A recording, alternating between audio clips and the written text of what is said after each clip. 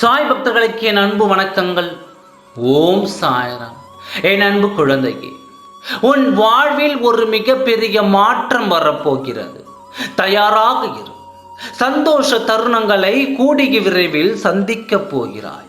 இதுவரை உன் வாழ்வில் எல்லா கஷ்ட நஷ்டங்களையும் பார்த்து விட்டாய். இன்ப துன்பங்களை எல்லாம் கடந்து வந்து விட்டாய். இனி நீ இழப்பதற்கு என்று எதுவும் இல்லை. நீ விட்டுவிட வேண்டிய சில குணங்கள் தான் இருக்கிறது. அவை எப்பொழுதும் ஏதோ ஒரு பதற்றத்துடனே இருப்பது, எல்லாவற்றிற்கும் கவலைப்பட்டு கொண்டே இருப்பது, இது நமக்கு நடக்குமா நடக்காதா என்று குழம்பிக் கொண்டே இருப்பது, நமக்கெல்லாம் எங்கே நடக்கப் போகிறது என்று குறுகிய மனப்பான்மையோடு இருப்பது, இவை எல்லாவற்றையும் எனக்காக விட்டுவிடு. கடந்த காலத்தை பற்றி மீண்டும் மீண்டும் நினைத்து கொண்டே இருப்பதால் ஒன்றும் இல்லையே. கடந்த காலத்தை விட்டுவிடு. எல்லா நினைவுகளையும் கசப்பான அனுபவங்களையும் தயவு செய்து விட்டுவிடு. என் குழந்தையான நீ இனி எதை பற்றியும் கவலைப்பட தேவையில்லை. வாழ்க்கையில் கடினமான நேரங்கள், இனிமையான நேரங்கள், நல்ல நேரங்கள் மற்றும் கெட்ட நேரங்கள் என அனைத்தும் கடந்து சென்று கொண்டு தான் இருக்கும். எதுவுமே இங்கு நிரந்தரமாக இருப்பதில்லை. ஒன்றை மட்டும் தெரிந்து கொள், கவலைப்படுவது அன்பு மற்றும் பக்திக்கும் முற்றிலும் எதிரானது. நீ பக்தியோடும் நம்பிக்கையோடும் இருக்கும் பொழுது கவலைப்பட மாட்டாய்.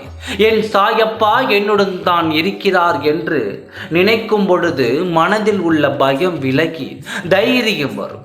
எனக்கான எல்லாவற்றையும் என் சாயப்பா கொடுப்பார். என் வாழ்க்கை சந்தோஷமாகவும் நிம்மதியாகவும் தான் இருக்கும் என்று நீ கூறும் பொழுது உனக்குள் ஒரு நம்பிக்கை பிறக்கும். இவ்வாறு நீ என்னை பரிபூரண சரணாகதி அடையும் பொழுது உன்னுள் இருக்கும் பயமும் பதற்றமும் முற்றிலுமாக விலகி நம்பிக்கையும் தைரியமும் வரும்.